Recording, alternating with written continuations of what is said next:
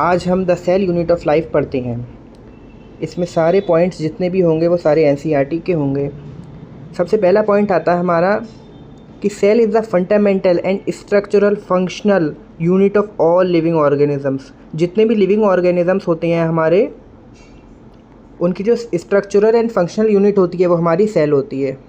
अब देखें, ऑर्गेनिज्म जो होता है वो कंपोस्ट होता है, किस किस से बना होता है? सिंगल सेल से बना होता है जो कि यूनिसेलुलर होते हैं। मल्टी सेल से बना होता है उसको मल्टी सेलुलर बोलते हैं। अब थर्ड पॉइंट हमारा आता है कि यूनिसेलुलर ऑर्गेनिज्म जो होते हैं वो कैपेबल होते हैं।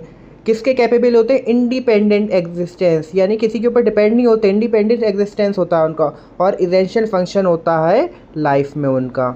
ये याद रखें। अब साइंटिस्ट की बात आ जाती है, ये भी बहुत इंपॉर्टेंट साइंटिस्ट होते हैं। जितने भी पैरामेडिकल के एग्ज़ाम्स होती हैं, इनफैक्ट नीट के एग्ज़ाम तक में ये आ जाते हैं।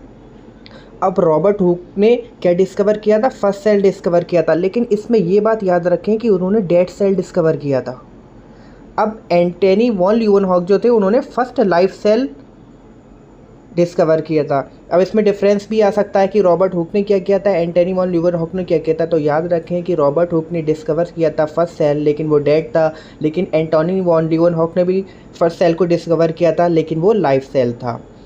अब रॉबर्ट ब्राउन की बात कर लेते हैं। रॉबर्ट ब्राउन ने न्यूक्लियस को डिस्कवर किया, लेकिन कब किया? 1831 में। ये ज़रूर याद रखें कि उन्होंने 1831 में किया था। और हमारे जो फ्लेमिंग थे उन्होंने क्या नाम दिया था?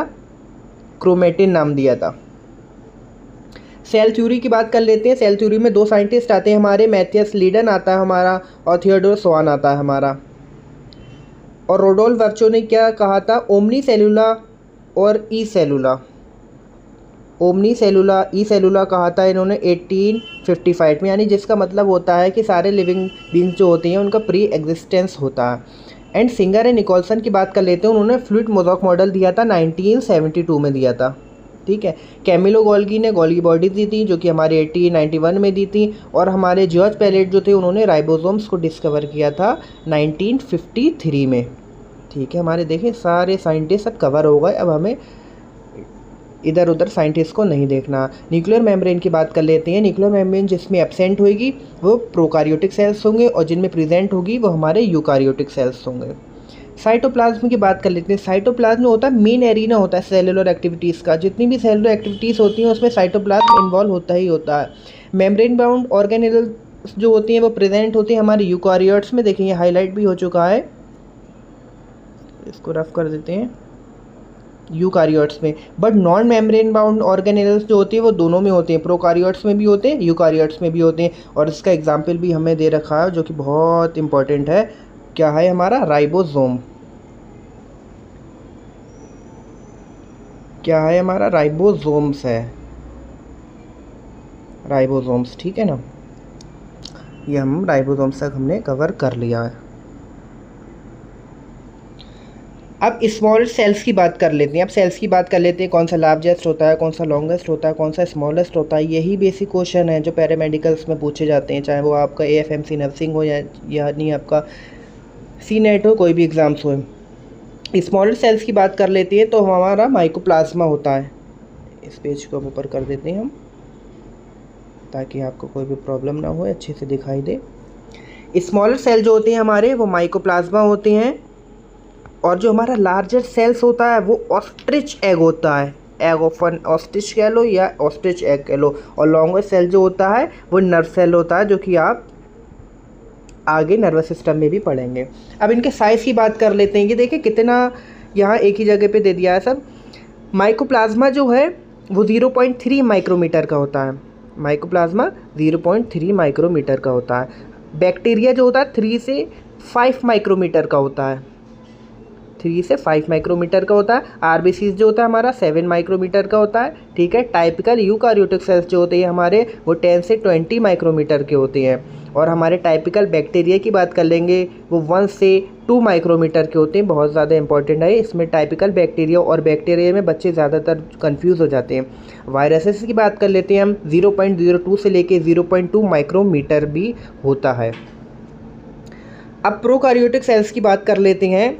इसमें देखें पूरा माइंड मैप तैयार किया गया आपको लोगों के लिए। प्रोकार्योटिक सेल्स में सेल एनवेलप होता है हमारा, सेल एनवेलप आ गया हमारा, राइबोसोम्स आ गया हमारा, मोटाइल और नॉन मोटाइल्स आ गए। अब सेल एनवेलप में हमारे ग्लाइकोकैलिक्स आती है, सेल वॉल आती है और प्लाज्मा मेम्ब्रेन आती है। लेकिन ये जो ग्लाइकोकैलिक्स होती है डिफरेंट होती है, किस में होती है, कंपोजिशन में होती है डिफरेंट, और थिकनेस में डिफरेंट होती है। कंपोजिशन में और थिकनेस में ये डिफरेंट होती है, ठीक है। अगर ये लूज शीट की फॉर्म में होती है तो हम इसको क्या बोलते हैं, इसको हम बोलते हैं स्लाइम लेयर। लेकिन अगर ये टफ होती है तो इसको बोलते हैं कैप्सूल। बहुत ज़्यादा इंपॉर्टेंट है बच्चों, ये बिल्कुल याद रखना आप।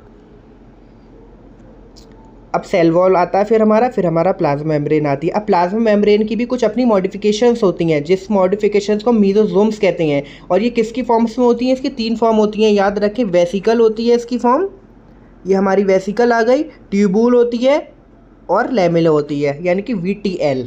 मीजोसोम्स की कितनी फॉर्म्स होती हैं, याद रखें। वेसिकल्स होती है, ट्यूबूल होती है और लैमेला होती है। अब मीजोसोम्स के फंक्शंस आते हैं। सबसे पहला फंक्शन, ये सेल वॉल की फॉर्मेशन करता है, DNA रेप्लिकेशन करता है, रेस्पिरेशन भी करता है, सेक्रीशन भी करता है और इंक्रीज करता है सरफेस एरिया। अब हमारा सेल एनवेलप जो हो गया इधर कवर हो गया। अब राइबोसोम्स की बात कर लेते हैं। तो प्रोकार्योटिक सेल्स में याद रखें कि हमारा ये 70S राइबोसोम्स होता है। क्या होता है, 70S राइबोसोम्स होता है। और राइबोसोम्स 70S होता है और इसकी एक फॉर्म जो होती है पॉलीसोम्स होती है, अगर mRNA लगी होती हैं। अब मोटाइल और नॉन मोटाइल की बात कर लेते हैं। अगर मोटाइल होता है तो फ्लैजिला प्रेजेंट होती है, बिल्कुल ठीक बात है। लेकिन इसके 3 पार्ट होते हैं फ्लैजिला के, फिलामेंट होता है, हुक होता है और हमारी बेसल बॉडी होती है। कितने पार्ट होते हैं फ्लैजिला के, याद रखें 3 पार्ट होते हैं, FHB, filament, hook, basal body. अब हमारा पॉइंट नंबर 10 आता है, ये भी बहुत इंपॉर्टेंट है। Pili and fimbriae are also surface structure of bacteria, यानी कि बैक्टीरिया के सरफेस स्ट्रक्चर पे होती हैं पिली भी, फिम्बरी भी, but do not play role in motility. Motility में, मोशंस पे कोई भी ये रोल प्ले नहीं करते हैं।